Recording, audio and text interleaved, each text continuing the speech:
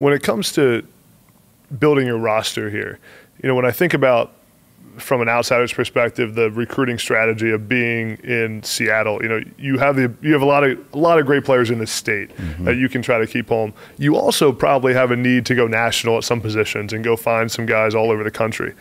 How do you, I guess, what is your recruiting strategy from a location, from just an overall messaging standpoint? And then how do you decide kind of keeping guys home when we go national from that standpoint? Yeah, I think it's evolving, and it's going to continue to evolve with our transition Especially to the now. Big Ten. Yeah. But if you look at the dynamics of our staff, a lot of the staff came from Fresno.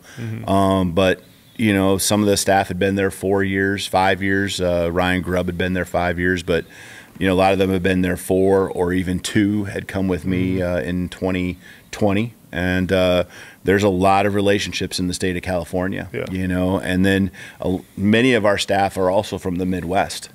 And so when you look at our roster right now, we're working on those relationships with the coaches in the state of Washington and building them and gaining that trust in them.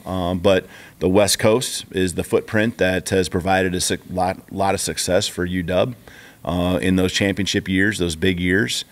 So we kind of took that recipe.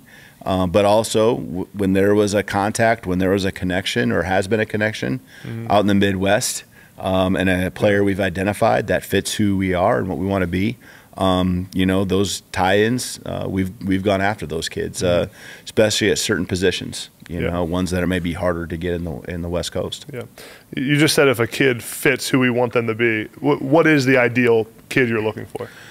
Well, I mean, it can be a lot of different ways. It's not necessarily like the family they come from or anything, but it's I mean, guy who wants to work hard, guy who put himself, the team in front of himself, the